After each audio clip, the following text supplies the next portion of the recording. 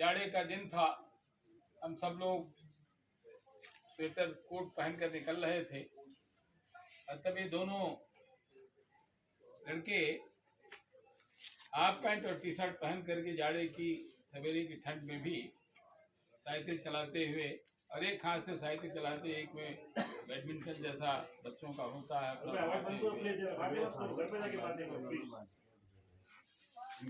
कई बार हम लोग सोचते थे, कई बार शर्मा जी भी होते, कई बार हम भी होते थे। हम लोग कहते थे भाई ये लड़के आखिर हैं कौन। और एक और विशेषता थी, इतनी छोटी उम्र के बच्चे, उस जमाने में दो पत्रिकाएं बहुत प्रसिद्ध थी। एक कहानी की पत्रिका थी सारिका, और एक साहित्यिक लेकिन बौद्धिक लोगों की पत्रिका होती थी धर्मयुग।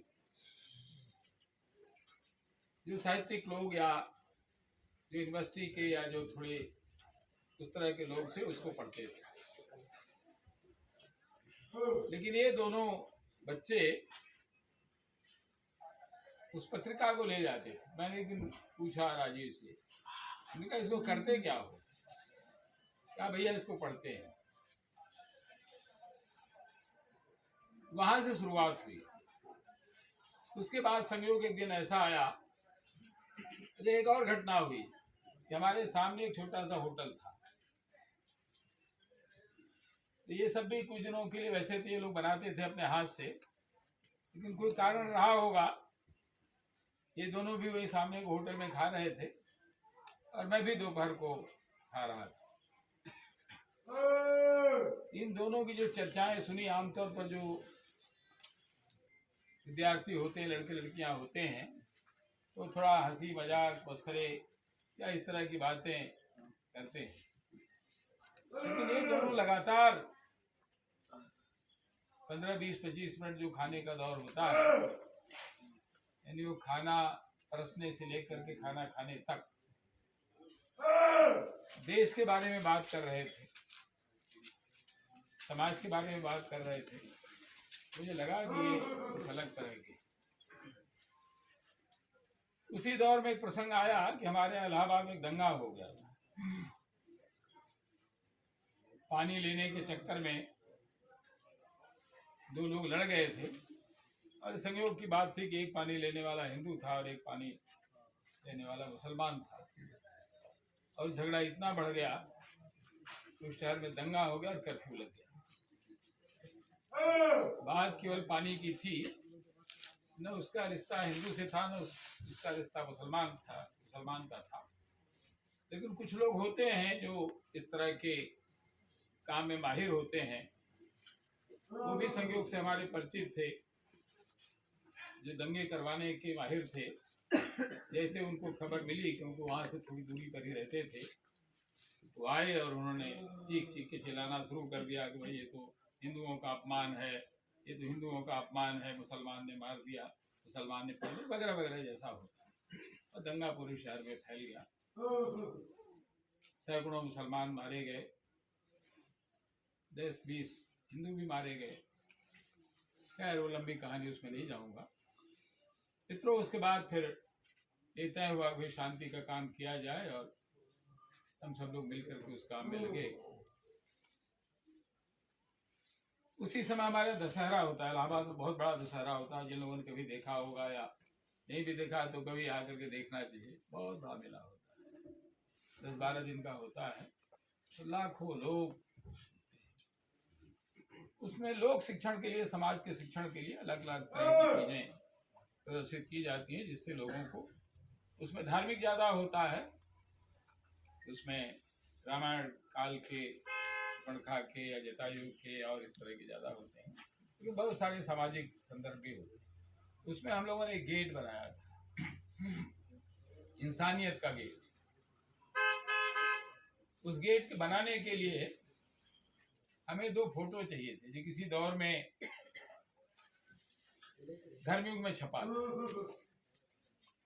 मैंने इलाहाबाद के सभी साहित्यकार मित्रों को फोन किया, जो साहित्यिक लाइब्रेरी थी वहां भी मैं गया, लेकिन पत्रिका मिली नहीं।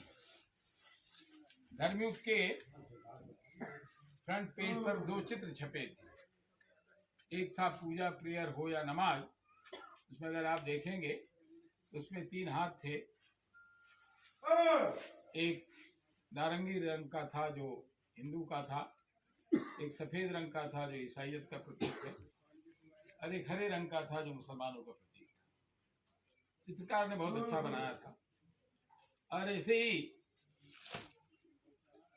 गांव में कई जगह मुर्गा लड़ाने का होता है, खास उत्तर भारत के इलाके में। तो 2 हाथ, अदृश्य हाथ थे, लेकिन मुर्गे लड़ रहे थे, लड़ाए जा रहे थे। तो उन चित्रों की हमें तलाश थी। उसके लिए मैंने राजीव से पूछा। आपने कहा भाई तुम घर में ले जाते हो तो क्या तुम फेंक देते हो या है तुम्हारे पास सुरक्षित? लेकिन नहीं भैया, सब मेरे पास सुरक्षित। 2 दिन काल आया नहीं, फिर एक दिन मैं इन लोगों के घर पर गया। मुझे आश्चर्य हुआ कि स्कूल कॉलेज में पढ़ने वाले लड़के इतना साफ सुथरा कमरा, इतना व्यवस्थित कमरा, इधर ये मैगजीन, दूसरी मैगजीन, 2-2 3 अखबार, जो हिंदू अखबार, जो स्टेट्समैन, यूनिवर्सिटी के प्रोफेसर भी नहीं पढ़ते हैं, वो मैगजीन और अखबार इनके कमरे में। फिर वहां से वो पत्रिका निकाल के ले आया। ये दूसरा आश्चर्य था। हमने कहा ये चित्र बनाना है, बनवाना है। हमारे एक परिचित थे शहर के, उनको मैंने कहा कि भाई ले गया। उद्देश्य तो यही था कि भाई ये नौजवान साथ में चले, जरा देख लेगा तो हमारी मदद हो जाएगी। अरे भी था कि इस बहाने वो थोड़ा सीखेगा कि भाई कैसे सामाजिक काम होता है। तो हम लोग गए, उस पत्रिका को लेकर, उसको कहा कि भाई ये बनाना है। उसने कहा ठीक है, बना देंगे। अब बना तो देंगे, लेकिन हमारी तो व्यवस्था उधर थी, आए कैसे? तो हमने राजीव से कहा भाई इसको तुम लेकर के वहां आ जाना। सामान्य तो कोई नौजवान होता तो कहता भाई ठीक है, 2 हैं, और एक रिक्शे पर लाद करके और ले आता। बिना बताए वो एक हाथ से साइकिल चलाते हुए और एक हाथ में दोनों पकड़े हुए ना, जबकि वो टेढ़ी मेढ़ी गलियां थी, उसमें होते हुए साइकिल, अकेले भी साइकिल दोनों हाथ से चलाना मुश्किल है, और एक लड़का जो है उसको चला के ला रहा है। जब वो लेकर गया तो मुझे आए कैसे? नहीं, ऐसे ही साइकिल चला करके ला रहे। हम सब लोग एकदम बिल्कुल चकित रह गए। भाई उतनी गलियों में इतनी मोड़दार गलियां हैं, जैसे बनारस की, वैसे इलाहाबाद की कुछ गलियां हैं, वो उसमें से एक लेकिन ले आया। फिर दूसरा, जब मैं खुद ही चढ़ रहा था कि उसको थोड़ा सा व्यवस्थित कर दिया जाए, तो आज से 35-40 साल पहले की बात है। तो मैं भी नौजवान ही था। जब मैं चढ़ रहा था, उसने कहा नहीं भाई आप न चढ़िए, हम उसको करते हैं। और फटाफट, जैसे उसके स्वभाव में था कि जल्दी जल्दी सीढ़ियाँ चढ़ करके, और संकल्प क्या होता है, एक और बात करके फिर दूसरी तरफ चलेंगे। हम लोग सामान्यतः पूरे देश भर में जाते थे, राजीव भी, मैं भी, शर्मा जी भी। खासकर ये 3 ही लोग ज्यादा बाहर जाने वाले थे। 10 दिन 15 दिन, कभी कभी महीने भर हो जाता था, बाद लौटते थे। इतनी चिट्ठियां, तब वो चिट्ठी का जमाना था, वो मोबाइल का जमाना नहीं था। वो किसी ने मैसेज भेज दिया, एक चिट्ठी आई, उसको खोलना, पढ़ना, देखना, उसका जवाब लिखना। तो जवाब लिखने के बाद उन चिट्ठियों को डाक में डालना है। तो कैसे जल्दी चिट्ठी आपके पास पहुंच जाए, क्योंकि ऐसे ही 10-15 दिन, महीने भर लेट हो गया है। तो जिसने लिखा है उसको तो उत्सुकता होती है ना। हम लोग भी जब चिट्ठी डालते थे, ये सोचते थे भाई आज चिट्ठी डाल दिया, आज 4 दिन हो गया, 5 दिन हो गया, 6 दिन हो गया, चिट्ठी पहुंच गई होगी। और देख लिया तो चिट्ठी वापस आ रही होगी, अब गिनती शुरू हो जाती, 2 दिन, 4 दिन, 10 दिन। तो अगर 10 दिन तक चिट्ठी नहीं आई, फिर बेचैनी होती थी, या फिर गालियां निकलती थी, यार ये सब ऐसे ही लापरवाह लोग। इसलिए राजीव की कोशिश ये होती थी कि अगर चिट्ठी लिखाया, आज ही जो रेलवे का जो RMS होता था, जो रेलवे स्टेशन था, और वो जहाँ हम लोग का कार्यालय था, वहां से कम 7-8 किलोमीटर दूर था। तो गर्मी में तो चल जाता था कि 10, 11, 12 बजे तक हम लोग ऑफिस में बैठते थे, जब तक चिट्ठियां नहीं निकल जाती थी। लेकिन उसका संकल्प और जिद ये थी कि जाड़े की रात में भी वो वैसे ही RMS में जाकर के छोड़ता था। मैंने कई बार समझा, मुझे भी ठंड लग जाएगी, तो कोई बात नहीं यार, एक दिन देरी तो जब 7 दिन देर हो गया, एक दिन और देर हो जाएगी। अरे नहीं भैया, वो वहां छोड़ करके आता था, तब 12 बजे, 1 बजे, कभी कभी 2 बज जाते थे घर उसको पहुंचने हमको। लेकिन मित्रों, ये जो संकल्प था, जज्बा था, भाई ये काम आज और अभी होना है, जैसे भी है होना है, ये सबसे महत्वपूर्ण बात। एक अंतिम बात उस संदर्भ में कह करके, बहुत सारे प्रसंग हैं, सैकड़ों या हजारों प्रसंग हैं। आपने सबसे पहली सूची देखी होगी कि स्वदेशी विदेशी, वो कई सालों से हम लोग कोशिश कर रहे थे, कई यूनिवर्सिटी के लोगों को लगाया, बहुत कोशिश की, बन नहीं पा रहा। शुरू में थोड़ी सी कोशिश की, फिर एक दिन हमने तय किया, मैंने राजीव को कहा, मैं भाई तो मेरे साथ चलो, जरा कोशिश की जाए। राजीव के पीछे साइकिल पर मैं बैठा, राजीव चला करके दोपहरी के समय चौक के इलाके में पहुंचे, क्योंकि शाम को अमूमन जो दुकानदार है न तो सवेरे सुनता है और न शाम को सुनता है। दोपहर का ऐसा समय होता है जब वो खाली रहता है और ऊँगता रहता है।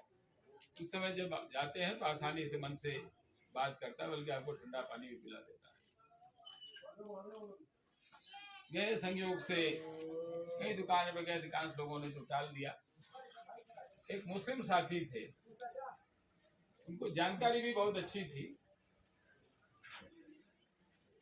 उन्होंने फिर बताया, बैठिए मैं बताता हूँ। उन्होंने सारा बताया किया। उसी के आसपास ये जो भोपाल गैस कांड हुआ था, 1984 की बात,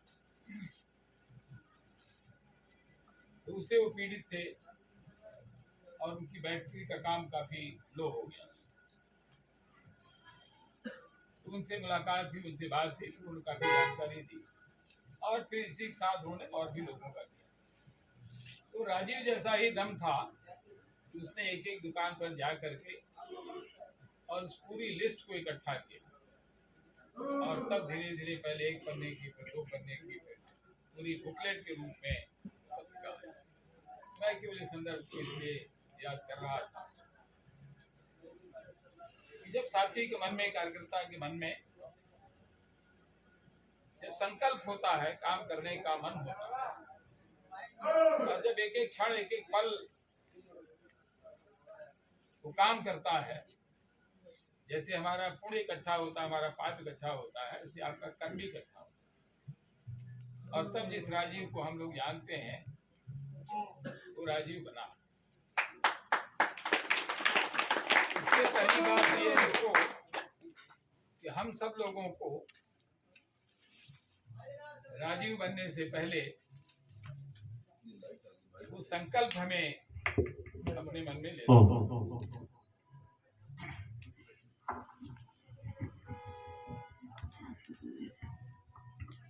दूसरा जिसको प्रदीप कह रहे थे, अध्ययन की बात, जो पहली किताब आई थी बहुराष्ट्रीय कंपनियों के मकड़जाल, वो किताब भी काफी दिनों से मेरे पास रखी हुई थी, कुछ अंगड़ तरीके से, कुछ पन्ने कहीं के थे, कुछ पन्ने कहीं के थे, लेकिन किताब हो नहीं पा रही, क्योंकि समय नहीं होता था तो उसको व्यवस्थित करें। फिर मैंने राजीव को कहा, भाई देखो ये सारा है और इसको चैप्टर वाइज कैटेगराइज करना है। जो काम कई महीने से नहीं हो पाया था, कई साथियों ने कोशिश की फिर भी नहीं कर पाए, राजीव ने कितनी देर काम किया होगा कल्पना करना मुश्किल है। लेकिन उसने अगले दिन, मैंने उसको मेरे ख्याल से दोपहर के आसपास ही दिया था खाते समय, और अगले दिन शाम को लाकर उसने दे दिया, भैया ये मैंने व्यवस्थित कर दिया, आप देखिए। तो जो महीनों का काम था उसने एक दिन में करके दे दिया। तो मैंने उसकी क्षमता को समझ लिया। ऐसे ही जो ये लोग यहाँ आए, जब हम लोगों ने धर्मपाल जी को इलाहाबाद बुलाया था, तो उस समय बड़े हिस्टोरियन थे, खास तौर से जो अंग्रेज यहाँ से दस्तावेज ले गए थे, जो कलेक्टर्स वगैरह थे, जो उन्होंने अपने नोट्स लिखे थे, जो रिपोर्ट्स लिखी थी, वो उस पर उनका बहुत गहरा अध्ययन। और एक अकल्पनीय है कि एक हिंदुस्तानी आदमी 18 साल तक लगातार एक लाइब्रेरी में बैठ करके काम कर रहा है। इसको कहते हैं साधना। साधना वो नहीं है जो कंदराव में आप जाकर करते हैं। 18 साल तक भारतीय साहित्य को पढ़ना, देखना, और लाइब्रेरी में बैठे कैसे, रहें कैसे। एक विदेशी महिला शादी किया ताकि हम यहाँ व्यवस्थित हो सके, और उन्होंने सारा साहित्य तैयार किया, लाए। जब इलाहाबाद आए तो उन्होंने कहा कि भाई राजीव लगातार, और ये भी और भी 15, 20, 25 साथी थे, उनके साथ रोज गप होती थी। उनका भी राजीव को कुछ दिन के लिए हमें दे दो। 1-2 महीने मेरे साथ रहे, मेरे कुछ काम अधूरे रह गए हैं, क्योंकि उसकी काम करने की शैली मुझको पसंद है। उन्होंने कहा भाई साहब, हम लोग तो ऐसी निर्माण की स्थिति में हैं, थोड़ी सी टीम है, 10, 12, 15 लोग हैं, इतना सारा काम हम लोगों ने फैला लिया है। फिर भी चूंकि वो भी जरूरी और बड़ा काम था, तो भाई ठीक है, जाओ भाई देखो। उसी समय यहाँ कार्यालय बना। फिर ये प्रदीप, सिद्धत जी, समीर, तमाम जो वहाँ के हमारी आधी टीम थी वो यहाँ आ गई। तो मित्रों, बहुत सारे अनुभव, लंबी चर्चा हो जाएगी। तो एक हिस्सा तो ये है कि कैसे काम शुरू हुआ।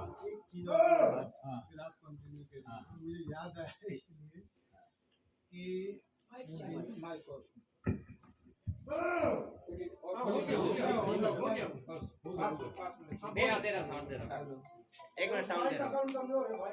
बात पूरी हो जाएगी, सिर्फ इसलिए मैं थोड़ा जोड़ना चाहता हूँ।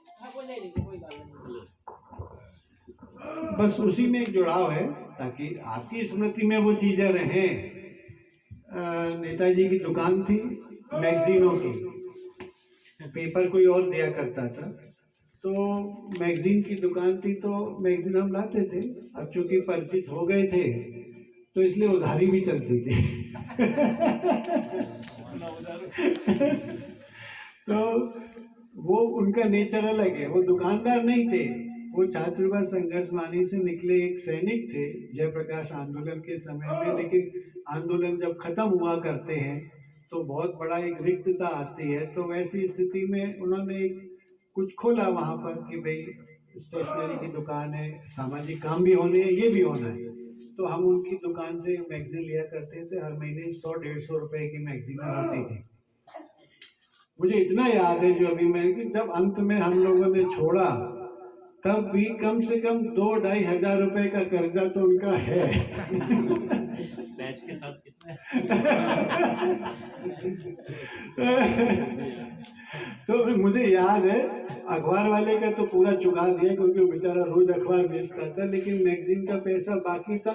अब उनका नेचर, वही, वो दुकानदार नहीं थे, वही कार्यकर्ता, साथी और इन सब की हैसियत थे। तो ठीक है, उन्होंने भी नहीं बोला, हमने भी दोबारा ध्यान नहीं दिया, तो आपका कर्जा बाकी है।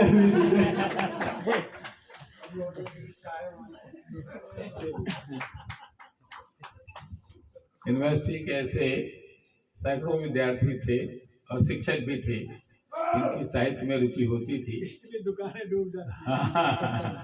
कि मैं 100 से ज़्यादा पत्रिकाएं, मेरे खुद भी पढ़ने का बहुत शौक था। तो जितने साहित्यिक लोग थे उत्तर प्रदेश, बिहार में, इवन मध्य प्रदेश में भी, वो सारे लोग हमारे यहाँ आते थे, पत्रिकाएं ले जाते थे। जैसा उन्होंने कहा कि कम ही लोग होते थे जो पैसा देते थे, अधिकांश इस वादे के साथ ले जाते थे।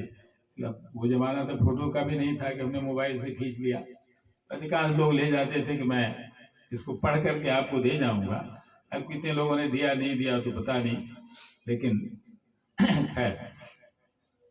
तो मित्रों, सवाल ये है कि जब आप मन के साथ, जज्बे के साथ काम करते हैं, चीजें होती हैं। दूसरी बात जो आपसे करके फिर समाप्त करूंगा, क्योंकि और भी साथी बात कहने वाले हैं। सवाल ये था कि क्यों जरूरी था ये आंदोलन। बात 84 की है। 84 में जब भोपाल गैस कांड हुआ, ये सारे अखबारों में छपा और हम लोगों को मालूम हुआ, खासतौर से बनवेल शर्मा, क्योंकि फ्रेंच के जानकार थे, उनके पास कई फ्रेंच की मैगजीन्स आती थी। तो उसमें उन्होंने कहीं देखा कि इस कंपनी ने क्या क्या बदमाशी की, और उसमें कैसे ये कांड हुआ। तो हम लोगों को लगा कि भाई ये विदेशी कंपनियां कैसे भारत को, उसी में उसका पैसे का भी निकला कि कितना पैसा लगाया था, क्या किया था। फिर और भी कई कंपनियों का निकला, जिसमें ब्रिटानिया का भी था कि 50 लाख से शुरू हुई कंपनी, और अगले 2-3 साल में ही 2.5 करोड़ से ज्यादा का प्रॉफिट ले चुकी थी। ऐसे फिलिप्स का था और भी बहुत सारे कंपनियों का था, लंबे आंकड़े आ गए थे। लेकिन समझ में नहीं आ रहा था कि आंदोलन शुरू कैसे हो, कहां से हो। 84 से 90, 5-6 साल हम लोगों को लग गया साहित्य इकट्ठा करने में, पता करने में वे आखिर क्या हो, कैसे हो। उसी दौर में इन लोगों से मुलाकात होती है। एक जुलूस निकला था जिसमें इलाहाबाद शहर के तमाम नागरिक और कुछ नौजवान जेवर रेडी बैटरी थी उसके खिलाफ था। जो भोपाल गैस कांड हुआ था उसके समर्थन में भी कितने लोग मरे हैं। हम लोग वहां से साइकिल चलाते हुए भोपाल भी आए थे। राजीव भी साथ में था, एक साथी नहीं रहे, रुपेश भी साथ में थे। हम 7-8 लोग इलाहाबाद से चल करके भोपाल आए और फिर भोपाल से लौट करके इलाहाबाद लौटे थे। पूरा अनजाना रास्ता था, हम लोग एक प्रकार से नए थे, न कहीं रुकने का न खाने का कोई ठिकाना था। लेकिन फिर भी एक जज्बा था कि नहीं भाई, इस कंपनी को देखना है जिस कंपनी ने इतने लोगों को मारा है। वो कंपनी है कौन, कहाँ है, कैसे है। तो ये जब संकल्प होता है तो इतनी लंबी दूरी, अब तो जगहें भी याद नहीं है। अब जैसे हमने कहा ना कोई इतिहास नहीं है, अब तो ये भी याद नहीं है कि 4-5 साथियों को छोड़ करके वो पूरे साथी थे कौन कौन। फोटोग्राफ्स तो नहीं है, दूरी भी याद नहीं है, जो उसमें पर्चे छापे गए थे वो भी नहीं है। लेकिन इतिहास का होना बहुत जरूरी है। हम लोग इतिहास नहीं रखते हैं, इसलिए पहला निवेदन तो आपसे यह है कि जो कुछ भी आप कर रहे हैं उसको लिखने की जरूर कोशिश करें। अब मोबाइल है, आसान काम है, कुछ भी आप टाइप करके या बोल करके लिख सकते हैं, उसके साथ रखिए और कुछ मित्रों को पोस्ट भी कर दी ताकि वो कम से कम सुरक्षित रहे। क्योंकि बिना अध्ययन के, लेकिन मोबाइल का एक हिस्सा है, दूसरा जो बड़ा हिस्सा है वो किताबों के अध्ययन का है कि दुनिया में क्या हो रहा है, कैसे भारत की लूट हो रही है। जैसे मैं एक उदाहरण बार बार देता हूं कि दुनिया के लोग जानते हैं कि जो किसान है, आप में से भी कई लोग किसान होंगे, किसान परिवार से होंगे, कि एक दाने बो करके 1000 दाने पैदा करता है किसान। दुनिया की कोई ऐसी फैक्ट्री नहीं है।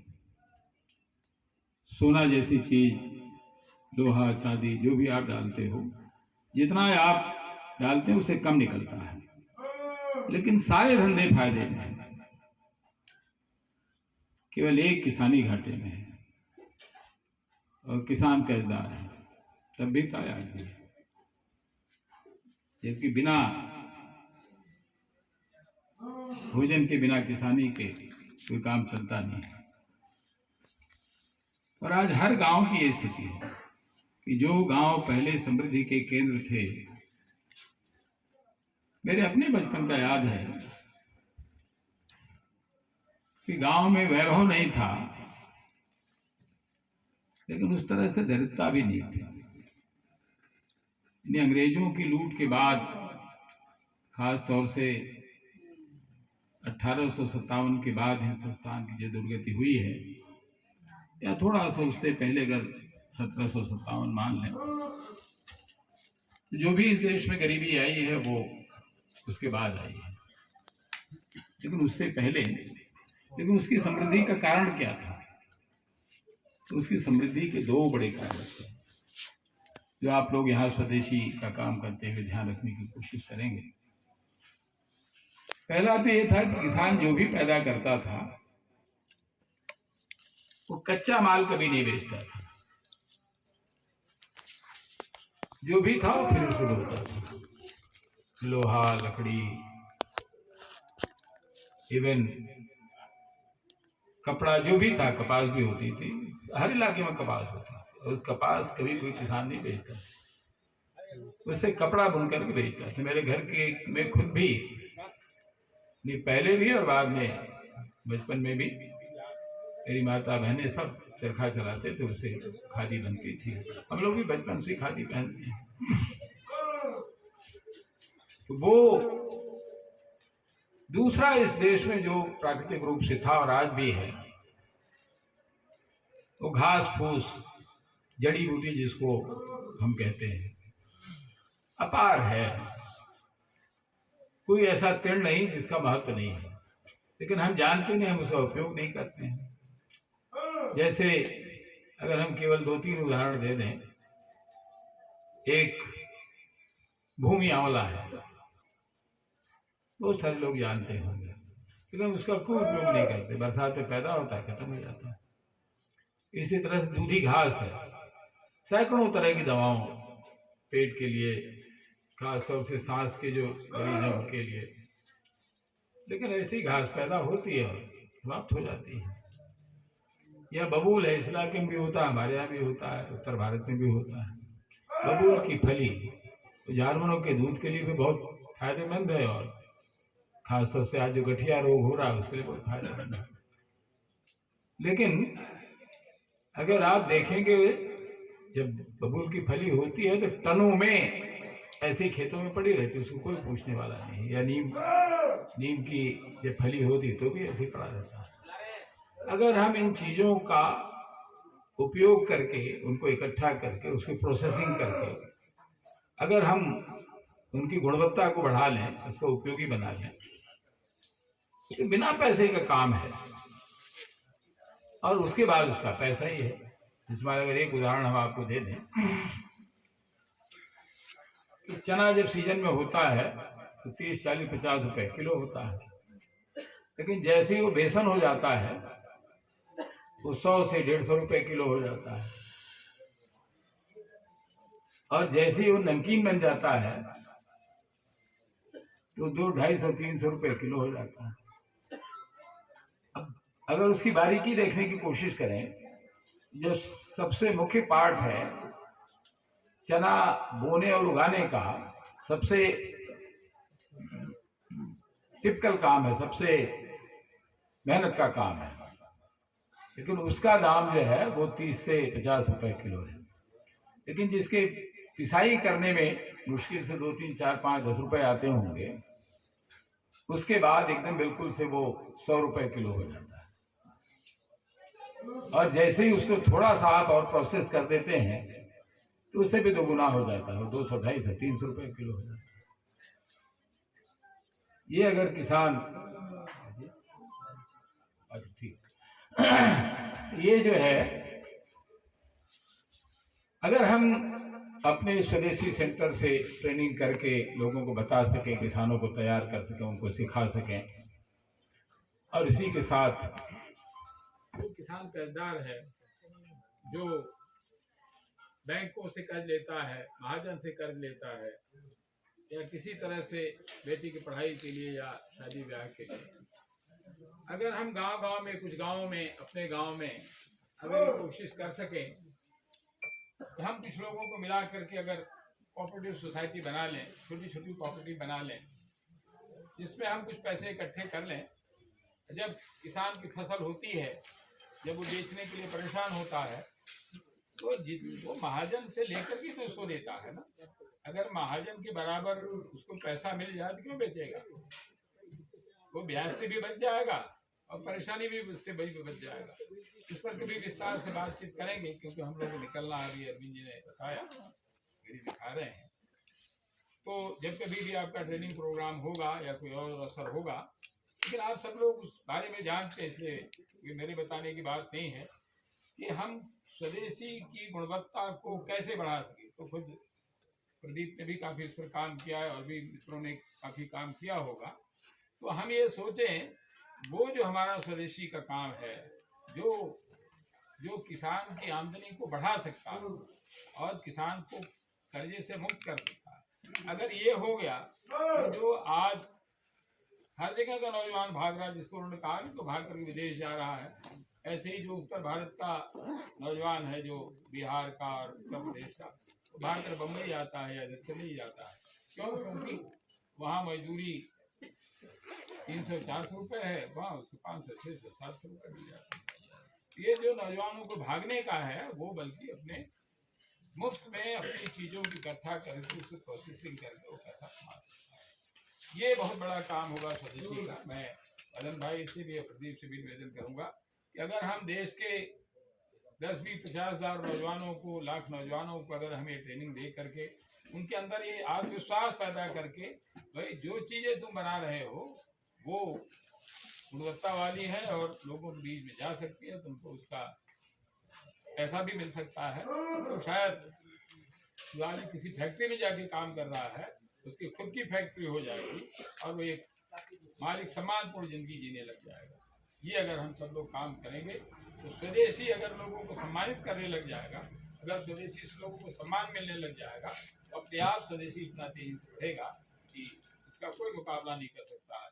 इस चीन और अमेरिका का उदाहरण देते हैं, तो भारत का भी हो जाएगा। इसलिए आप सब लोग स्वदेशी के काम में लगे हुए हैं, बहुत बढ़िया, बड़े और पवित्र काम में लगे हुए, एक महान काम में लगे हुए हैं, भारत को महान बनाने में लगे हैं। इस आशा विश्वास के साथ कि आप सब लोग लगातार इस अभियान को चलाएंगे और हम सब लोग मिलकर इस अभियान को आगे बढ़ाएंगे। आप सबको बहुत बहुत धन्यवाद। साथियों, लाइट चली गई है, बिजली चली गई है। जब जब देश की अच्छी बात करने के लिए कोई खड़ा होता है तो ऐसा ही होता है। मैं रामधीरज जी की ट्रेन है नागपुर से, मुझे लगता है, इसलिए वो जाना चाहते हैं। आगे क्या? आगे तो बताना। आगे साथियों, बोलूं क्या? मैं भी चालू हूँ, माइक भी चालू है। भाई बटन ऑफ नहीं आई, मैं तो माइक लेके ही पैदा हुआ हूँ। ये चालू है। चलो ठीक है, जब चालू हो जाए तो आप बोल, तो मैं चालू रहता हूँ। साथियों, हाँ ठीक है, इधर देख लीजिए, आवाज आने दो। रामधीरज जी ने, जिनको हम लोग नेताजी भी कहते हैं, इन्होंने कुछ साथियों के नाम लिए कि जो शुरुआती दौर में थे, जैसे सिराज केसर, संत समीर, अभय प्रताप जी, हमारे अरविंद भाई यहीं बैठे हुए हैं, ऐसे कई साथी। और उनमें से एक नाम उन्होंने लिया जिनका नाम है रुपेश पांडेय। एक बड़े पत्रकार थे, राजू भाई के साथ कंधे से कंधा मिलाकर भारत कथा वो उन्होंने शुरू की थी। आज ही के दिन उनका भी जन्मदिन है। आज ही के दिन हम उनका भी स्मरण करते हैं, रुपेश भाई का, जिन्होंने इस पूरे कार्य को भारत में जगह जगह पर पहुंचाया। एक और परिचय मैं आपसे करवा देना चाहता हूं, मैं उनको मंच पर आमंत्रित करना चाहता हूं। हमारे साथ में जय भारत जी है। जय भारत जी प्लीज आइए मंच पर, आपका चेहरा लोगों को दिख जाए। एक ऐसा शख्स, एक ऐसा नौजवान जो IAS की तैयारी कर रहा था, मगर जैसे ही राजू भाई को सुना, राजू भाई को ढूंढते हुए नासिक चले गए तो नासिक, पुणे चले गए तो पुणे, मगर राजू भाई की मुलाकात नहीं हो पाई। उनका पीछा करते करते किसी ने बताया कि वो सेवाग्राम में रहते हैं, और उनको ढूंढते ढूंढते घरदार छोड़कर सेवाग्राम कुटिया में पहुंच गए और उन्हीं के साथ में रहकर धर्मपाल जी के साथ में काम करने लगे। ऐसे बैंगलोर से मुझे लगता है बीदर से आए हुए हमारे जय भारत जी हैं, जो अभी मुंबई में योग सिखा रहे हैं लोगों को, बड़े बड़े इंडस्ट्री के लोगों को, फिल्म के लोगों को वो योग सिखाते हैं। और IAS की पढ़ाई छोड़कर अब योग पर है, और राजू भाई का पूरा स्वदेशी का कार्य कर रहे हैं।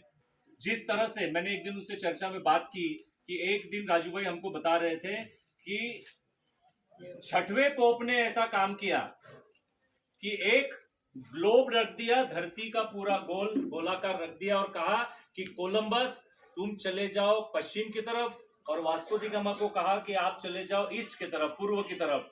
तो वास्को दी गामा हमारे भारत की तरफ आ गया कालीकट से लेकर, और कोलंबस चला गया अमेरिका की तरफ। तो मैंने कहा कि हम भी ऐसा ही एक ग्लोब रख लेंगे जय भारत जी, आप जो है चले जाना दक्षिण की तरफ, क्योंकि आपको तेलुगु आती है, आपको कन्नड़ा आती है, आपको तमिल आती है, और मैं चले जाऊंगा पूर्व की तरफ। और हम लोगों ने ऐसा ही एक ग्लोब रखकर ऐसा एक निर्णय लिया है। तो भारत को हमने 2 भागों में बांट दिया है, जय भारत जी और मैंने। और मैं जो है महाराष्ट्र से मुंबई का सेंटर बनाकर पूर्व की ओर हिंदी प्रदेशों की ओर जाने वाला हूं। राजस्थान, उत्तर प्रदेश, बिहार, मध्य प्रदेश और सारे प्रदेश, छत्तीसगढ़ और उसी तरह से जय भारत जी पूरा तमिलनाडु, आंध्र प्रदेश, कर्नाटक और सारे जो साउथ के प्रदेश है वहां पर वो घूम रहे हैं। और हम लोग ये पूरे भारत को इसी तरह से संकल्प यात्रा में, स्वदेशी संकल्प यात्रा में जोड़ रहे हैं।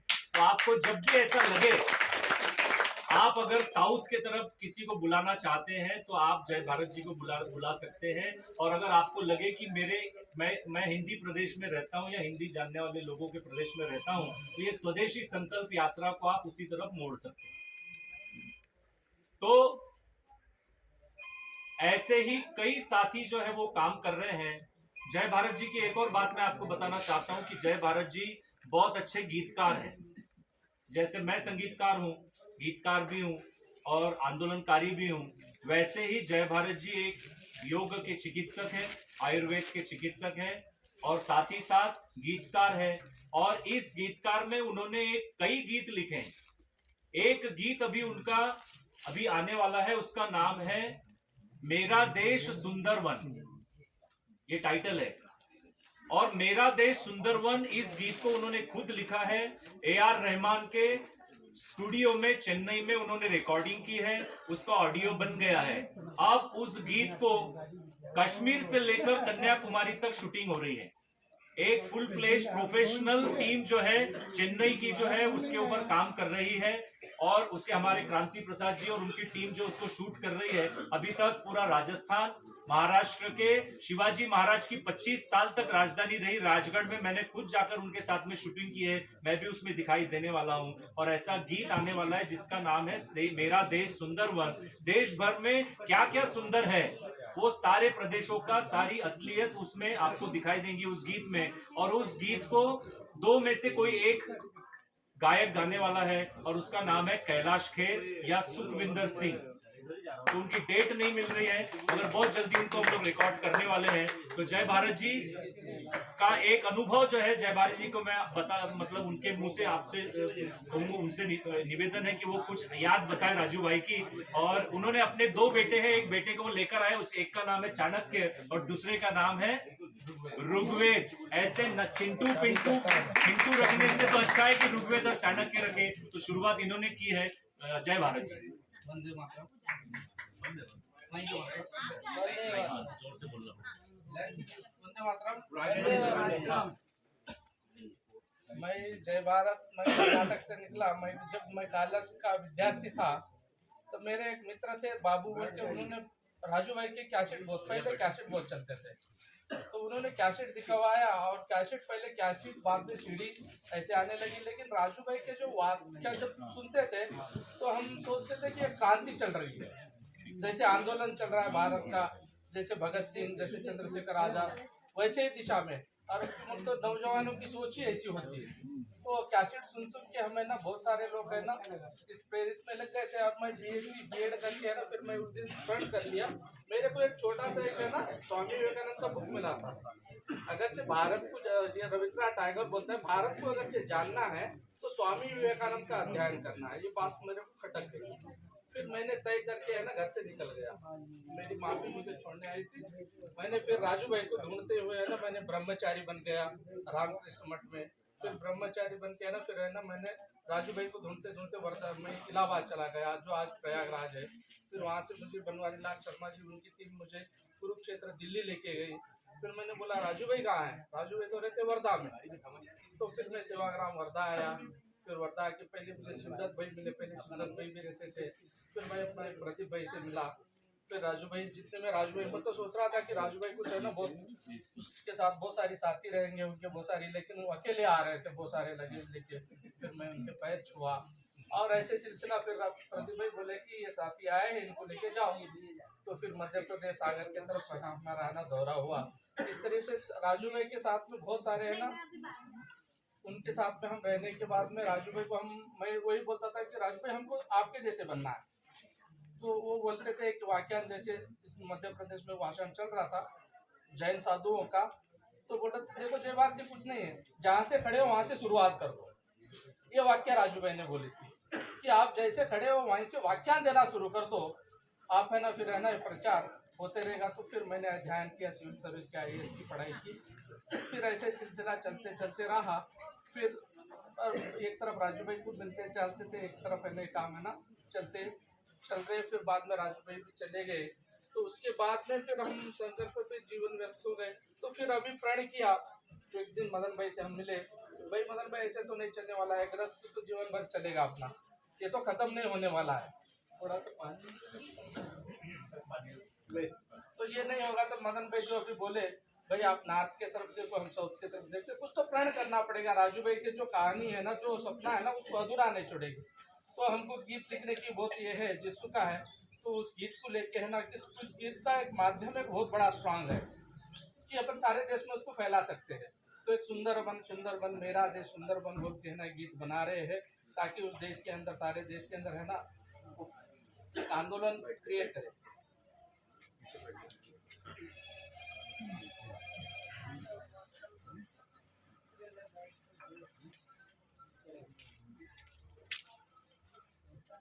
तो अपना देश सुंदर कैसा है, जब तक अपने लोग, अपने साथी जब तक नहीं खड़े होंगे, देश का उद्धार नहीं होने वाला। किसी ना किसी को, जैसे राजू भाई प्रण लिए थे, जैसे अपने को प्रण लेना पड़ेगा, अपने को भी चलना पड़ेगा, और अपन खुद है ना स्वदेशी बनना पड़ेगा। और उस रास्ते पे चलेंगे तो ही देश बचेगा, नहीं तो देश और गुलाम हो जाएगा। जैसे प्रदीप भाई बहुत अच्छे तरीके से बता रहे थे, बीच में टोक दिया उसको कोई आगे भाई, तो प्रदीप भाई बहुत दिशा में, बहुत अच्छी तरह दिशा में जा रहे थे कि बहुत अच्छी तरह से बात बता रहे थे। तो वैसे है ना अपने को खोजना पड़ेगा कि इसका मूल क्या है, कहाँ तक इसकी जड़ है, या आगे कैसा बनेगा। इसके बारे में जब तक अपन सोचेंगे नहीं, करेंगे नहीं, सोचना तो अपने को पड़ना पड़ेगा। हर एक को अपने को राजू दीक्षित बनना पड़ेगा, राजू भाई बनना पड़ेगा, तब जाके इस भारत का उद्धार होगा। आप भी बनेंगे, इसमें से कुछ साथी निकलेंगे, ये मेरी आशा है। और सब लोग इसकी तरह से इस आज़ादी बचाओ आंदोलन को फिर से अपन खड़ा करेंगे, ये उम्मीद के साथ। मैं आदरणीय वर्मा जी पहुंचूं उससे पहले छोटा सा, हमारे कुछ साथी यहाँ आए हुए हैं जिन लोगों ने बहुत मेहनत से और बहुत कर्मठता के साथ हमारा जो मूल गांव था वहाँ पर एक दरवाजे का निर्माण किया है। तो उसके जो मुख्य कर्ता धर्ता है आदरणीय शास्त्री जी, मैं उनसे अनुरोध करूँगा कि कृपया यहाँ पर आएँ और एक बार उनका हम सब सम्मान करें, स्वागत करें उनका, ताकि उन्होंने एक जंगल लिया और एक दरवाजा बनाया है, स्वदेशी द्वार है, काशी बाई का मूर्ति वगैरह लगने वाला है, अभी निर्माणाधीन है, अभी पूरा हुआ नहीं है। फोराजी हैं जिनको आप जानते हैं साइकिल यात्री के रूप में, आइए गांव में बैठे हुए हैं, तस्वीर भाई वहाँ बैठते हैं। और हमारे गांव से भी एक जी आए हैं, उनकी भी प्रेरणा बहुत रही है।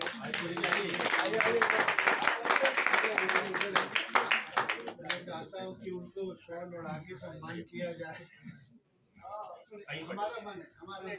अरे आप ले लें, किसी को दे दें।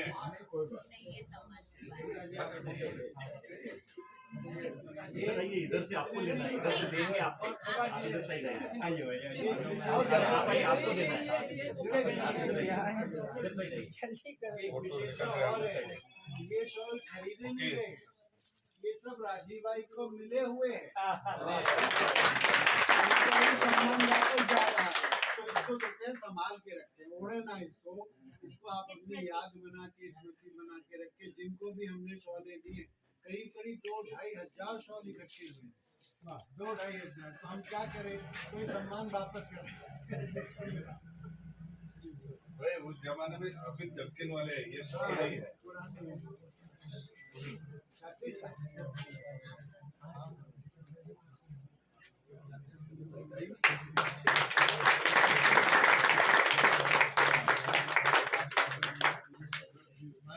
हाँ जी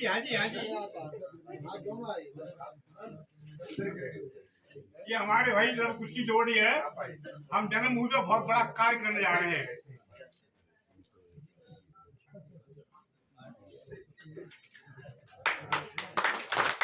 ये भैया नम कुछ की जोड़ी है।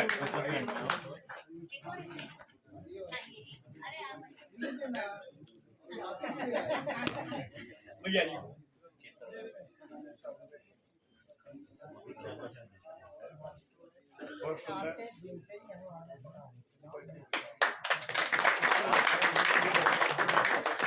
धन्यवाद भाई आप सभी का।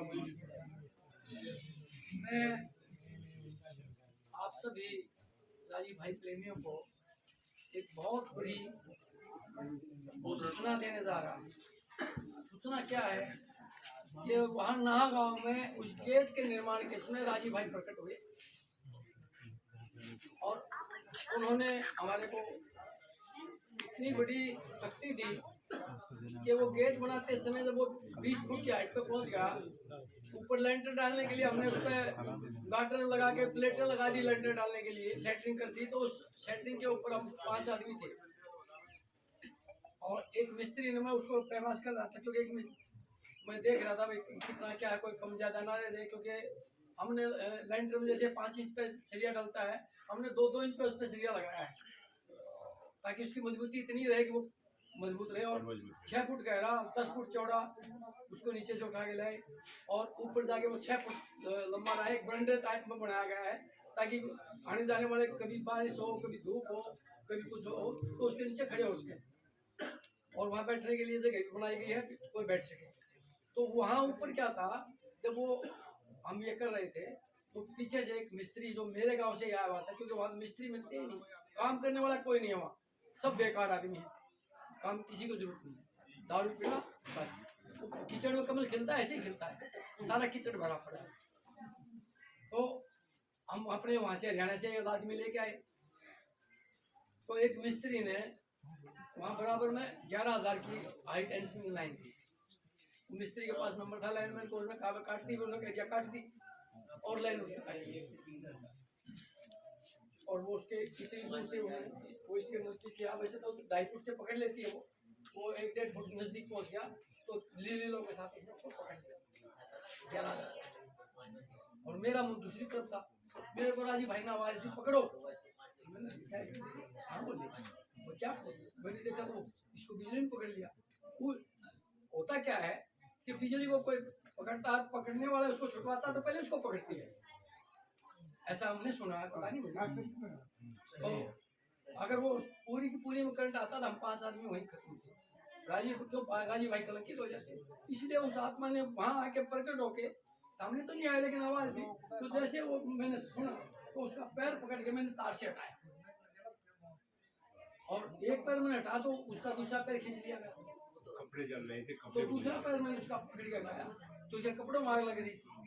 मैंने कपड़े हाथ से ही आग बुझाई। मुझे नहीं पता कैसे क्या हुआ। राजीव भाई का चमत्कार था वो कि मेरे हाथ पर कुछ नहीं हुआ, मेरे को कुछ नहीं हुआ। यानी राजीव भाई वहाँ आए और हम सबको बचा लिया। नहीं तो ये बहुत सुंदर विषय सबके लिए जागरूक करने के लिए। राजीव भाई का नाम भी कलंकित होता। और पहली बात तो हम बचने ही नहीं थे। अगर वो भी नीचे पड़ के मर जाता तो हम ना गांव में बिताने के थे ना हम जाने के थे, क्योंकि वो जगह कलंकित हो जाती। और कलंकित नहीं हो पाए तो पुलिस हो गई जगह। कोई भी राजीव भाई के नाम पर कहीं भी एक ईंट लगाने से पहले सोचता वहाँ 5 की बलि ले ली। ये तो क्या रहा है। तो आज हमारा मन है वो नहीं रहता किसी का। तो ये एक बड़ा चमत्कार राजीव भाई ने किया। और इससे भी बड़ा चमत्कार क्या हुआ, वो लड़का हम डॉक्टर के पास लेके चले गए, वहां से उठ के 1 दिन में ही दोबारा काम पे लग गए।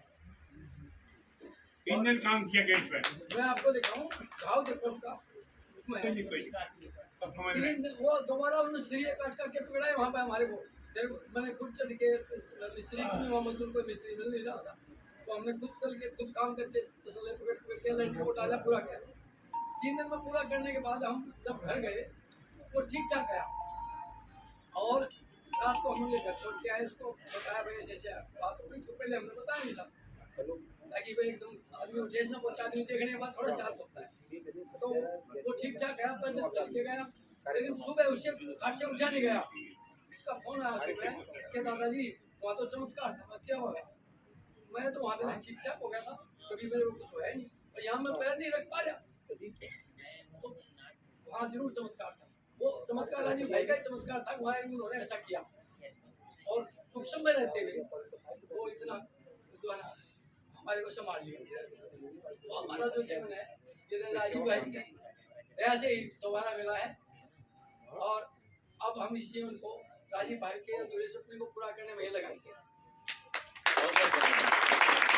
साथियों, हमारे बीच में एक और ऐसी शख्सियत है जो जगह जगह पर तो हम सुनते हैं कि आपने कोरोना काल में सुना होगा कि बॉडी भी जो है जो डेथ हो जाती थी उस बॉडी को अपने घर वालों को भी नहीं दिया जाता था, यहाँ तक के उसको खोलकर देखते हुए बैठ जाए तो उसको खोलकर भी नहीं देखा जाता था और दूर से ही बॉडी को समाप्त कर दिया जाता था। मगर एक शख्सियत हमारे बीच में ऐसी है कि जिन्होंने कोरोना के पेशेंट को जो है उनकी सेवा भी की और ब्रिटेन की गवर्नमेंट ने भी और स्विट्जरलैंड की गवर्नमेंट ने भी उनका सत्कार किया। 25,000 से ज्यादा कविताएं वो लिख चुके हैं, गीत। ऐसे केसर भाई यहाँ पर है, मैं केसर भाई को आमंत्रित करना चाहता हूँ कि वो मंच पर आए और उनका सत्कार जो है हमारे ट्रस्ट के ट्रस्टी है शरण पाटिल जी और अरविंद भाई, उनको कहूंगा कि वो आए और केसर भाई का सम्मान करें। केसर भाई पहुंच गए थे गाँव में।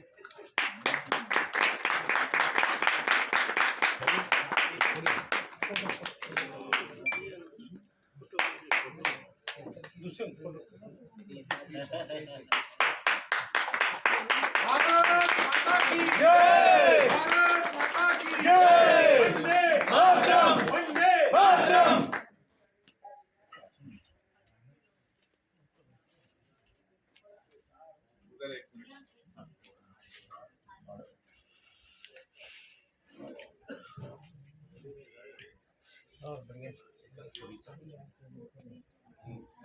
का आपकी देशभक्ति कविता, एक कविता जो है हम सुनना चाहेंगे इनसे। सुनाइए।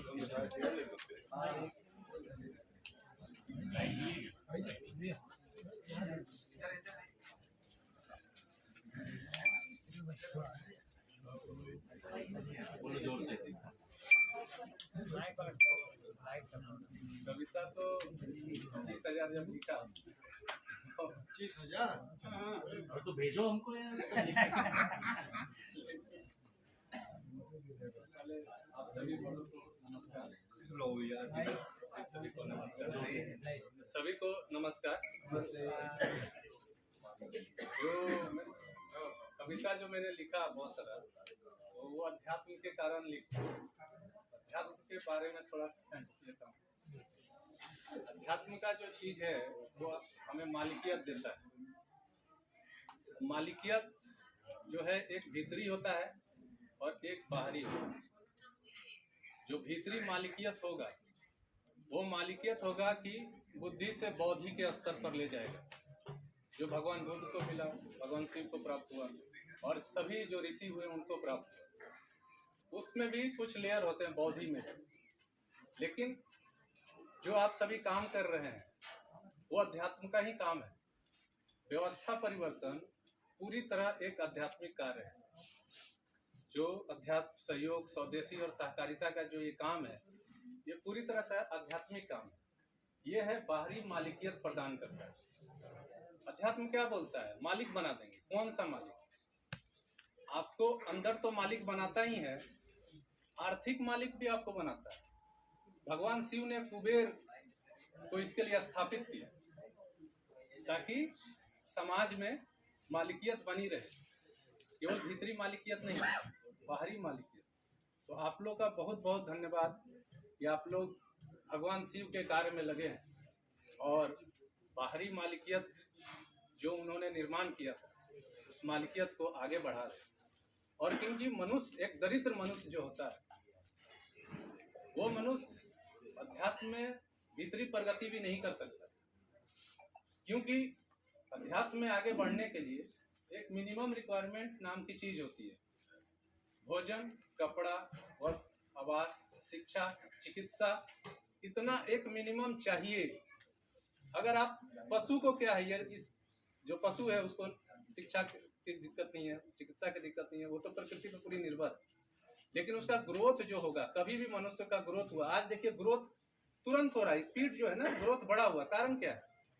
एक समय था जब हम लोग आग जलाते थे, उस समय मिनिमम रिक्वायरमेंट जो था वो पूरा बहुत देर से होता था, या होता उसी में फंसा रहता था मनुष्य।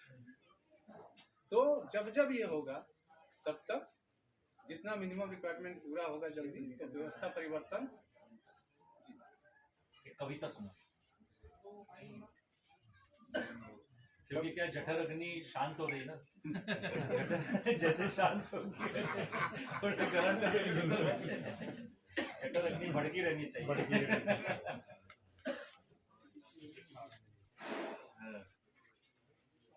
जठर अग्नि को भड़काओ। ऐसे तो मैं कविता जितनी भी लिखा हूँ, मैं कोई भी कविता मुझे याद नहीं। वाह। मैं नई कविता एक बना देता हूँ। फूलों से जिंदगी छीन के ईश्वर से तुम अपनी जिंदगी मांगते हो। ये एक लाइन है। फूलों से जिंदगी छीन के ईश्वर से तुम अपनी जिंदगी मांगते हो। क्या गलती थी उस फूल की, क्या गलती थी उस फूल की जो फूल को बेरहमी से मारते। गांधी ने समझा इस बात को और फूलों की जगह सूत धारण किया। तुम यह बात क्यों नहीं समझते? फूल को भी जीना है। अगर तुम्हें अपनी जिंदगी प्यारी है तो उसे भी अपनी जिंदगी प्यारी है। क्यों नहीं उसके बदले तुम अपना शीश चढ़ाते हो? है हिम्मत तो तुम फूल बन जाओ और अपना शीश चढ़ा दो। बहुत सुंदर। वरना व्यवस्था परिवर्तन नहीं हो पाएगा।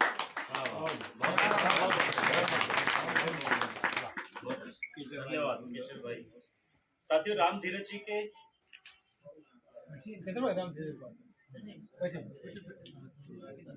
एक और इम्पोर्टेंट वर्मा जी, आदरणीय वर्मा जी का शुरू करें उससे पहले 5 मिनट का और मैं थोड़ा सा ध्यान आकर्षित करना चाहूँगा, क्योंकि अभी दोपहर में हम लोग बात कर रहे थे कुछ साथियों से, तो उसमें जो एक ऐसा विचार निकल कर आया, पहला तो ये कि अगले साल हम 30 नवंबर का जो कार्यक्रम है वहाँ से शुरू करेंगे, आगे के 3 दिन हम लगातार काम करेंगे, सम्मेलन, सभा, स्वदेशी मित्र मिलन, जो भी कह लीजिए, और अलग अलग विषयों पर उसकी हम रूपरेखा रखेंगे और हम इस प्रकल्प को भी आगे लेके जाना चाहते हैं। तो अभी तक तो हम लोगों ने इस तरह की कोई बात नहीं की, ये सारा प्रकल्प जो खड़ा हुआ है ये हमारे साथियों की छोटी छोटी मदद से है, कोई बड़ी मदद नहीं है इसमें किसी की भी, छोटी मदद से शुरू हुआ था और आज यहाँ पर आया है। अब आगे हमको और जाना है, तो इसमें आचार्य जी हैं जो स्वास्थ्य के विषय में बहुत काम करते हैं, आप में से बहुत, कमलकांत जी बहुत सारे लोग जानते भी होंगे कि वो स्वास्थ्य के विषय को लेकर काफी काम करते हैं और उनका ऐसा आग्रह भी है कि हम यहाँ पर भी कुछ शुरू कर सकें, तो उसके लिए हम जरूर सोचेंगे कि भाई कैसे किया जा सकता है। लेकिन उनका एक सुझाव था, उनका ये, हाँ आचार्य जी आइए ना, आ ही रहे हैं कमलकांत जी आ जाइए। तो उनका एक सुझाव था कि आप इन सब चीजों को करोगे कैसे, तो उन्होंने एक सुझाव दिया कि भाई हम किसी बहुत बड़े धन्ना सेठ से मांग नहीं सकते, मांगते नहीं है, आदत नहीं है, लेने में झिझक होती है, बड़े बड़े लोगों को हमने मतलब दूर से नमस्ते करने के भी ऐसा नहीं चाहिए, हमको छोटा छोटा चाहिए, साथियों से चाहिए, नियमित चाहिए। तो उनका एक सुझाव था कि आप एक काम करिए कि यहाँ की चीजों का रेगुलर गतिविधि संचालन के लिए एक ऐसे 100 साथियों की चयन करिए आप कि जो हमें साल में 10,000 रुपए दे सकते हैं। तो उन्होंने कहा कि अगर आप इस तरह की कोई योजना बोलते हैं, करते हैं, 10,000 रुपए साल का कोई बहुत ज्यादा नहीं है, छोटी सी राशि है, उससे ज्यादा होगी कम नहीं, लेकिन मिनिमम इतनी राशि का एक चयन करेगी। 100 हमें ऐसे साथी चाहिए जो इतनी राशि हमको दे सके। तो उन्होंने अच्छा सुझाव दिया कि आप बोलिए, मैं ही अपना समर्पण सबसे पहले इसमें करने को तैयार, हमारा भी नाम लिख लो। मैं आचार्य जी से बोलूँगा कि इसमें वो जरा कुछ रखें और हम में से जो भी साथी तैयार होते हों करें। हम एक संकल्प ये करें कि 100 साथियों का हम चयन करेंगे जो अगले साल के कार्यक्रम और इसके पूरे के पूरे संचालन के लिए हमको मदद करेगा।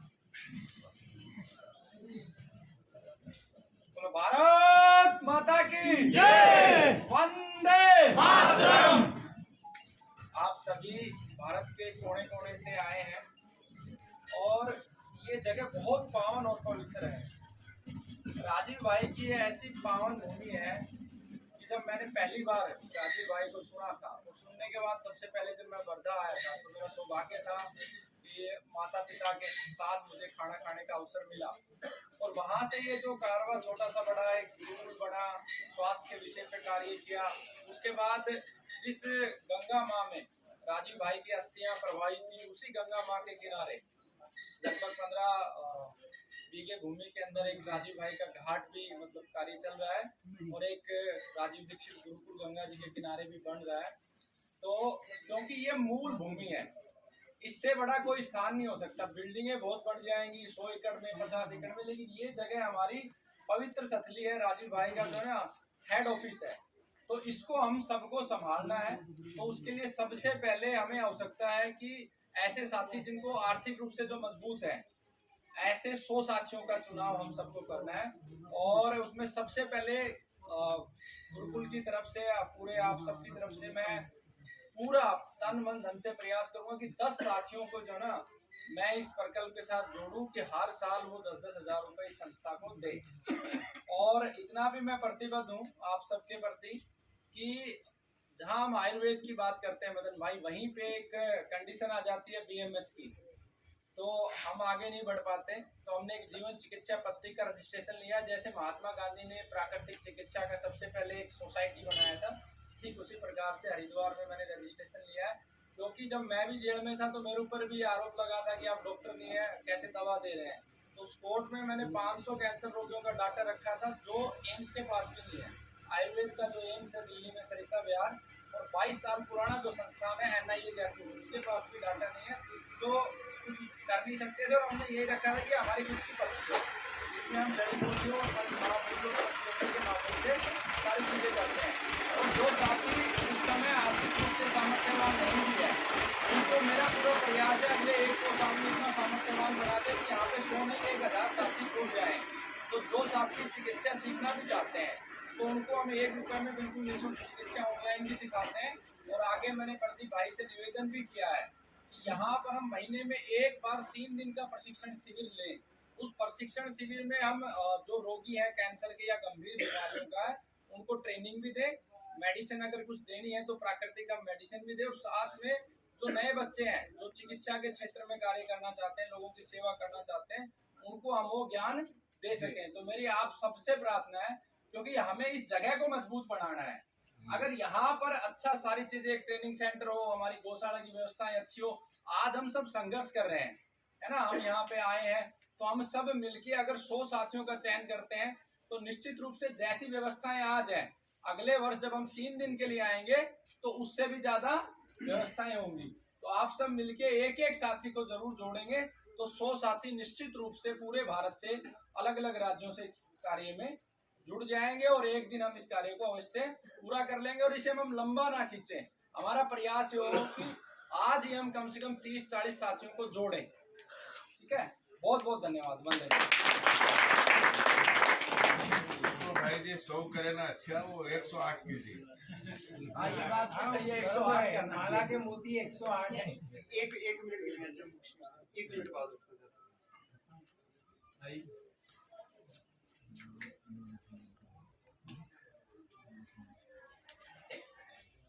भारत माता की जय, वंदे मातरम, वंदे मातरम। तो सम्मानित मंच, विशेष तौर पर स्वर्गीय राजीव दीक्षित जी जिनके चरणों में हम सूक्ष्म स्थिति को मानते हुए कोटि-कोटि नमन करते हैं, प्रणाम करते हैं, क्योंकि जम्मू कश्मीर में वो 2009 में आए थे अगस्त के एंडिंग में। हालांकि जम्मू कश्मीर जो एक ऐसा राज्य है जो आप सबको पता ही है, लेकिन उसके बावजूद भी इतना उनका जो कार्यक्रम रहा था और इतना व्यस्त रहा था कि चाहे वो कॉलेज थे, यूनिवर्सिटीज थे, हर जगह उस समय हम कॉलेज में पढ़ते थे, हम काफी प्रभावित हुए। फिर हम लोग जुड़े पतंजलि के माध्यम से और निरंतरता से हम इनकी पूरी ऊर्जा के साथ हमारे लगातार निरंतरता से योग आयुर्वेद स्वदेशी के ऊपर गो आधारित खेती पर हमारे कार्यक्रम चलते हैं। लगातार हम योग आयुर्वेद के ऊपर काम करते हैं। तो मैं ज्यादा नहीं बोलते क्योंकि पूरा भारत से कोने कोने से लोग आए हुए हैं, बड़े विद्वान लोग बैठे हुए हैं, लेकिन हमें पूरा क्या करना है कि हमें सबको जोड़ना है और रोज रिसर्च के नाम पर काम भी करना है। जैसे पंचगव्य चिकित्सा के ऊपर 15 साल से हम लोगों ने दवाई नहीं ली है, बिल्कुल भी मैंने ली है जब से भाई राजीव जी को हम सुन रहे हैं, और लोगों को भी बताते जा रहे हैं, काफी लोग जुड़ भी रहे हैं, और जो भी इनका मार्गदर्शन होगा हम उसके साथ बैठकर काम करेंगे। बहुत बहुत धन्यवाद। जय हिंद, जय भारत।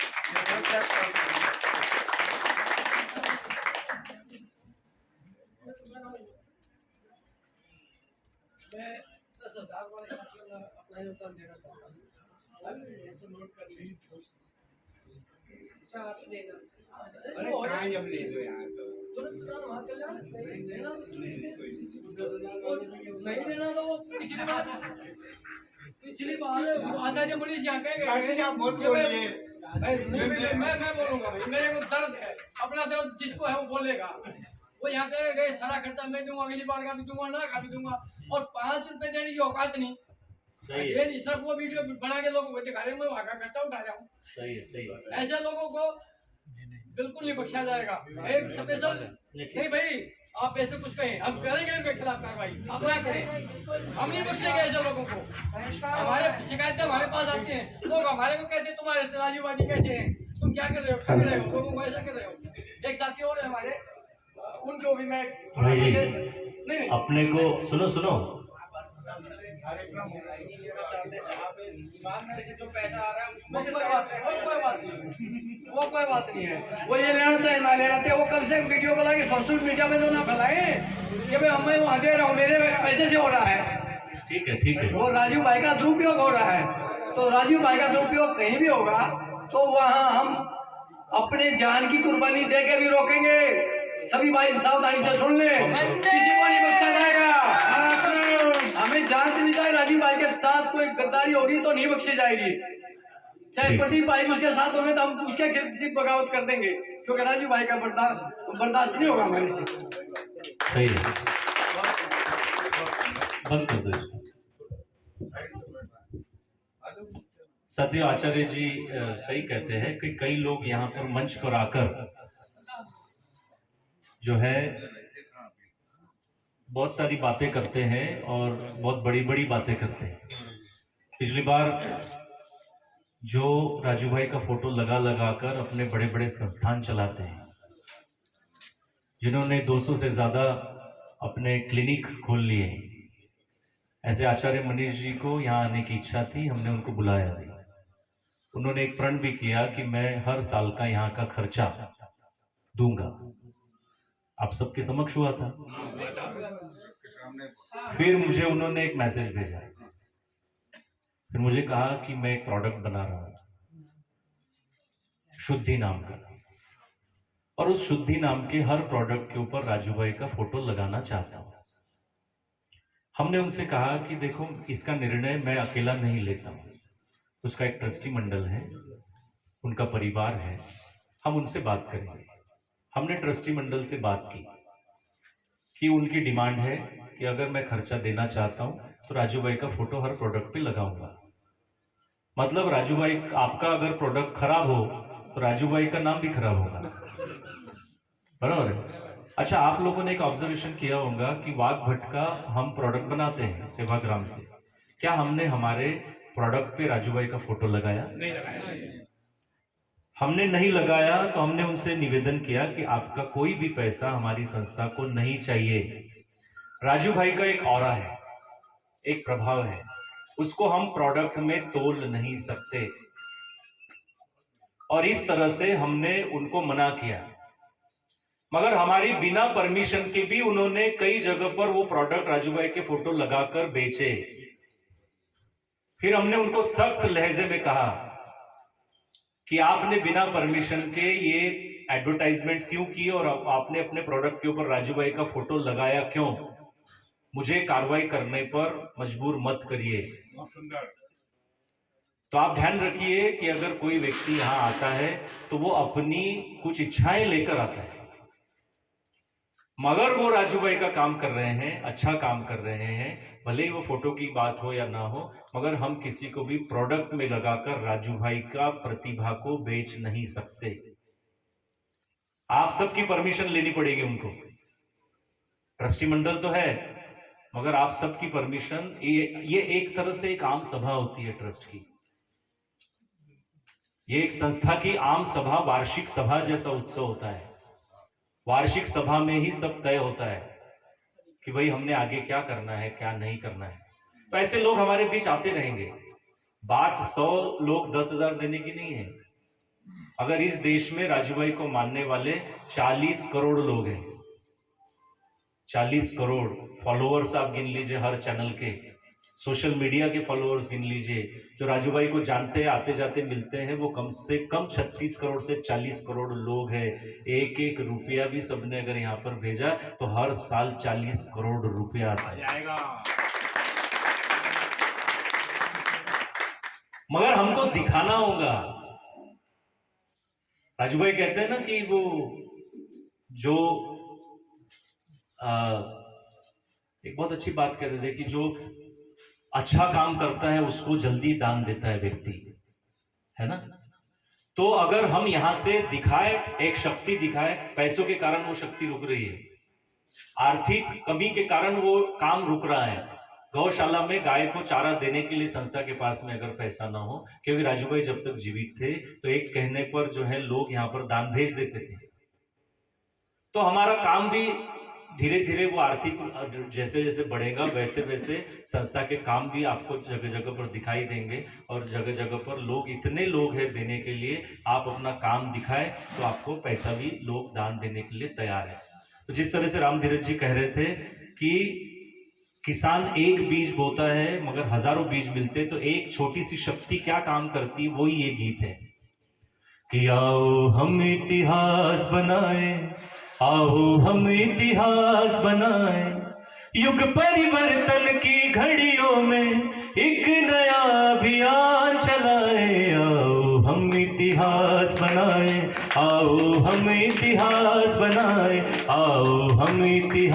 इतिहास बनाए, आओ हम इतिहास बनाए। क्या न छुपा है समंदर सारा, क्या न छुपा है समंदर सारा बूंद की नाजुक हस्ती में। क्या नहीं देखा दीप जला जो गंध बहाता लहर लहर। तुमने बोया था छोटा जो बीज बना वो सुंदर तरुवर। क्या नहीं देखा धूप जला जो गंध बहाता लहर लहर। क्यों समझे खुद को अकेले, क्यों समझे खुद को एकाकी। आओ हम पुरुषार्थ दिखाए, आओ हम इतिहास बनाए, आओ हम इतिहास बनाए, आओ हम इतिहास बनाए, आओ हम इतिहास बनाए। युग परिवर्तन की घड़ियों में एक नया अभियान चलाए, युग परिवर्तन की घड़ियों में एक नया अभियान चलाए। आओ हम इतिहास बनाए, आओ हम इतिहास बनाए, आओ इतिहास बनाए, आओ अभियान चलाए। आओ हम इतिहास बनाए, आओ हम इतिहास बनाए, आओ हम इतिहास बनाए, आओ हम इतिहास बनाए। भारत माता की, भारत माता की, वंदे वंदे। राजीव दीक्षित, राजीव दीक्षित। वर्मा जी को यहाँ पर परिचय करने के लिए मैं प्रदीप भाई से कहना चाहता हूँ, फिर वंदे मातरम के साथ में आज के कार्यक्रम को हम यहीं पर समाप्त करेंगे। और अगले साल प्रण लेकर के जो प्रदीप भाई ने कहा है कि हम कुछ प्रण करना चाहते हैं और कुछ संकल्प करना चाहते हैं कि अगले साल हम 3 दिन का कार्यक्रम करेंगे। और मैं तो आपको कहना चाहता हूं कि अगर यही प्रण है तो 1 महीने पहले या कम से कम 15 दिन पहले मेरे साथ कुछ साथी वर्धा में आ जाना और उसका नाम मुझे मैसेज कर देना। मेरे नंबर सबके पास है, नहीं हो तो लिख लेना 9769328407। अगले साल 15 दिन पहले यहाँ पर बड़ी गतिविधियां वर्धा में शुरू होंगी, जगह जगह पर कार्यक्रम होंगे और उसकी प्रतियोगिताएं होंगी, गीतों की प्रतियोगिताएं होंगी, भाषणों की प्रतियोगिताएं होंगी, डिबेट की प्रतियोगिताएं होंगी, चित्रकला की होंगी। और ऐसे करके 7 दिन का हम वो प्रतियोगिताएं करके एक वर्धा में अच्छा सा माहौल बनाएंगे और फिर उसके बाद में 3 दिन का बड़ा कार्यक्रम भी करेंगे। तो 15 दिन पहले जो मेरे साथ आना चाहे मुझे वो नाम दे देना प्रदीप भाई। 9769328407 9769328407। और एक मैं छोटी सी आप लोगों को ध्यान देने वाली बात आपके समक्ष लाना चाहता हूं। आप सब लोग ध्यान रखिए कि ये सोशल मीडिया का जमाना है। कुछ ऐसे रील्स जो है राजू भाई के नाम से मार्केट में घूम रहे हैं जो राजू भाई ने कभी नहीं कहा। अब ये सिर्फ इंटरनेट का जमाना नहीं रहा, ये AI का आर्टिफिशियल इंटेलिजेंस का जमाना आ गया है। तो आपकी वॉइस को लेकर मॉडिफाई किया जाता है। तो कुछ रील ऐसे घूम रहे हैं जिनका पता हम लोग कर रहे हैं और जिनके ऊपर कानूनी कार्रवाई करने जा रहे हैं कि राजू भाई ने कभी भी अपने मुंह से ये नहीं कहा कि मैंने ये ऐसे ऐसे कहा है, ये आपको नुस्खा बता दिया, अब मुझे आप सब्सक्राइब करिए, मुझे लाइक्स करिए, शेयर करिए।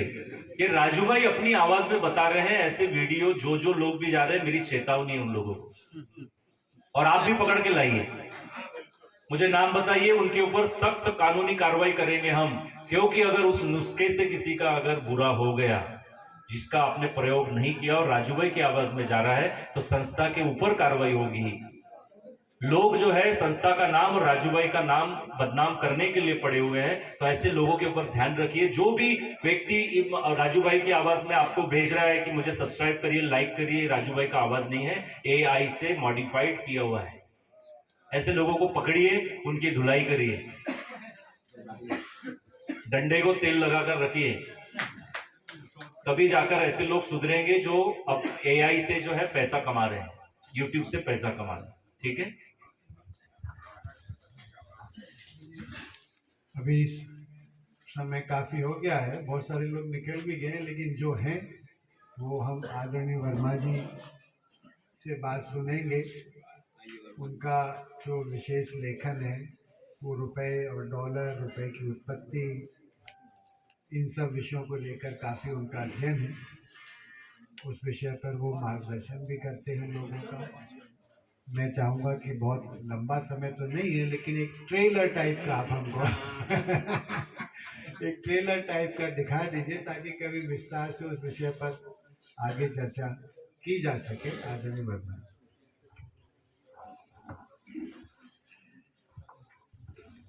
सबसे पहले तो हिंदुस्तान के कोने कोने से आए राजीव भाई दीक्षित के अनुयायियों, देशभक्तों, हम आपके चरणों में पहले सादर वंदन और अभिनंदन करते हैं, इसलिए कि आज के समय में राष्ट्रभक्त मिलना बहुत मुश्किल है, बहुत मुश्किल है। इसलिए कि आप देश के कोने कोने से अपना घर बार छोड़ के यहाँ राजीव भाई की स्मृति में आज उन्हें याद करने के लिए आप लोग आए, और मैं अपने आप को इतना बड़ा भाग्यशाली समझ रहा हूँ कि मेरी बरसों की तमन्ना थी, इच्छा थी कि मैं बरघा जाऊं। मैं यहाँ कभी आया नहीं था, पहली बार। और जब मुझे प्रदीप जी ने मुझे बताया कि वर्मा जी आप आइए, मुझे इतनी खुशी मिली, मुझे लगा कि आज मुझे बहुत कुछ मिल गया। मैं रिसर्च के समय में, जब मैं रुपये पर रिसर्च कर रहा था, उस समय आपसे बताऊं, अगर राजीव भाई दीक्षित का व्याख्यान मैं नहीं सुनता तो शायद मैं अभी इसे पूरा कर पाता कि नहीं कर पाता, मुझे संशय था। मुझे कदम कदम पे राजीव भाई दीक्षित के व्याख्यान द्वारा, मैं तो उनसे कभी मिल नहीं पाया, लेकिन इनके कुछ ऐसे व्याख्यान मिले जिसने मेरी दशा और दिशा दोनों को बदल दी। तो ये जीवन में होता है। और जहां तक रुपए की बात है, ये विषय मैं फिर कभी आपसे विस्तार में इस पर चर्चा करूंगा, क्योंकि समय नहीं है। मैं एक घटना आपको बताता हूं सुप्रीम कोर्ट का। ये अक्सर मैं अपने व्याख्यानों में सुनाता भी, बहुत महत्वपूर्ण है। हम लोगों ने इस रुपये को लेकर के, आप अभी स्वदेशी की बात कर रहे थे राजीव भाई की, वही लड़ाई मैं लड़ रहा हूं कि ये रुपया विदेशी है, हम इसको देश में नहीं चलने देंगे, हमको स्वदेशी रुपया चाहिए। ये 100% लड़ाई है स्वदेशी की।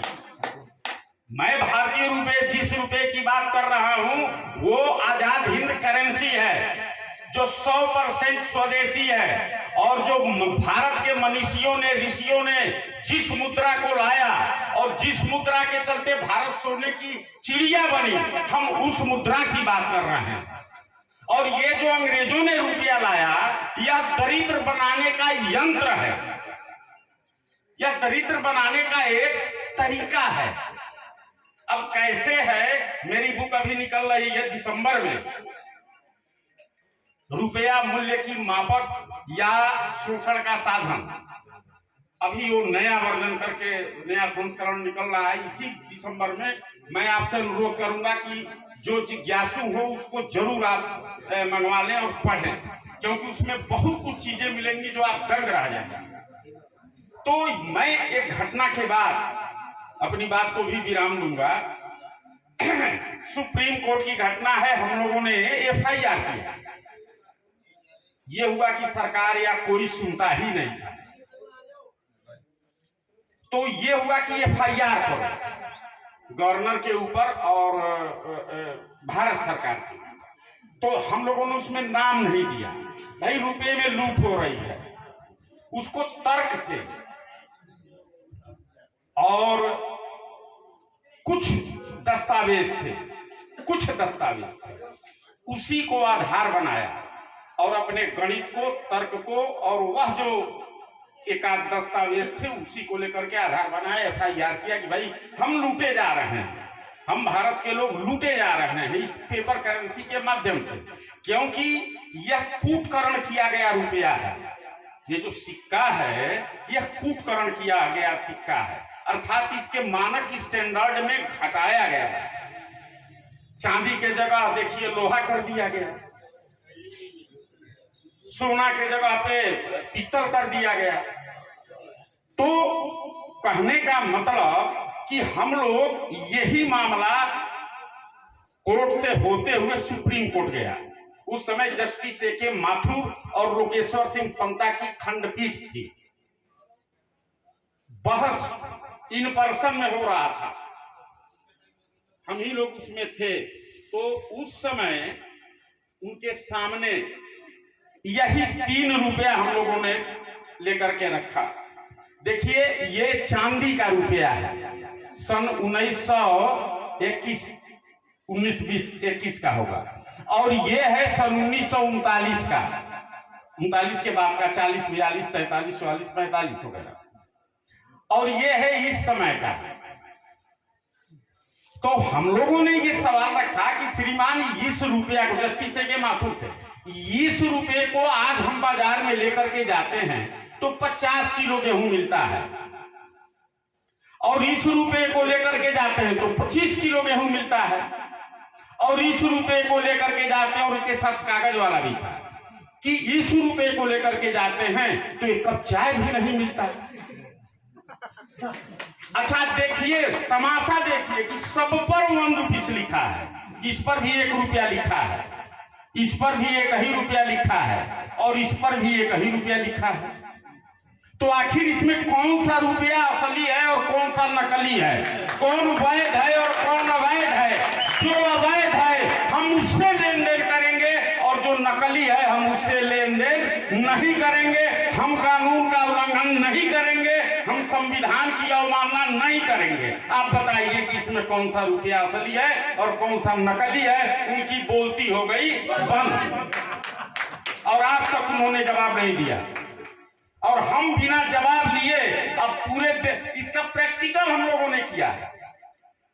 हम लोग पूरे जनपद में बंद कर दिए, अपने वहां उत्तर प्रदेश में लखीमपुर में पूरे जिला में लेन देन बंद करवा दिया। ये जो वसूली होती है ना, ये सब बंद हो गया। बैंक वाले परेशान, DM के पास गए, SP के पास गए, हम लोगों की एक सभा हो रही थी, वहां पहुंचता पुलिस पहुंचती है, हम लोगों को लेकर के जाती है, कोई थाना बंद करने को तैयार नहीं। अंत में DM के पास भेजा जाता है। कहानी बड़ी लंबी चौड़ी है, मैं सिर्फ संक्षिप्त में बता रहा हूं। DM के वहां जाते हैं, DM साहब ने कहा कि ऐसा है आप लोग हमारा जिला छोड़कर चले। हम लोगों ने कहा सर ये बताइए आपका जिला छोड़ के तो चले जाएंगे, फिर दूसरे जिले में हम अपना सभा करेंगे, वहां के भी DM यही कहेंगे कि आप हमारा जिला छोड़कर चले जाइए, तो देश छोड़कर हम लोग कहां जाएं? तब उन्होंने कहा कि ऐसा है भाई देखो ये लोग मानेंगे नहीं, आपको जो कार्रवाई करना हो कीजिए। हम लोगों को बंद कर दिया गया, 21 दिन जेल में बंद रहे। जब वहां से आज निकले हैं, आज भी वो केस चलता है, और कोई भी वहां जाने को तैयार नहीं है। कोई न सरकार जा रही है, न बैंक जा रहा है, मुकदमा 10 का 10 पड़ा हुआ है। ये सेशन कोर्ट में है? हाँ, जिले के कोर्ट में है। और जब वकील और जज से हमारी जज से मैंने ऐसे ही जज को भी अपने यहाँ जिले में मैंने कहा कि श्रीमान हम लोग एक दो अगर तारीख पे नहीं आते हैं, तुरंत हमारे ऊपर वारंट कट जा रहा है, तो इनको भी वारंट काटिए। और उनके सामने यही सब रख के समझाए, उनकी बहुत ही बंद हो गई, वो लगा हंसने।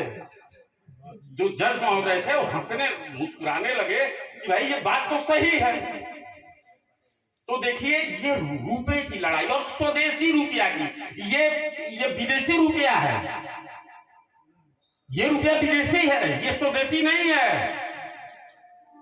स्वदेशी आजाद हिंद रुपया है और दोनों में क्या अंतर है आप बुक में पढ़ेंगे वो सब आपको मालूम होगा।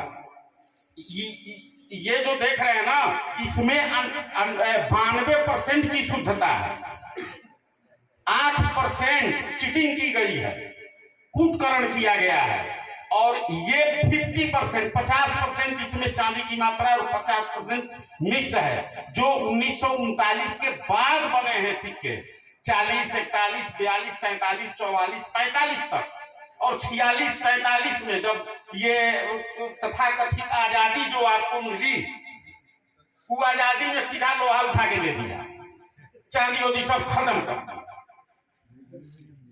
ये हाल है। तो ये कहानी थोड़ी लंबी चौड़ी है। मैं आपको मोटा मोटी एक रुपया के बारे में समझाया। मैं फिर कभी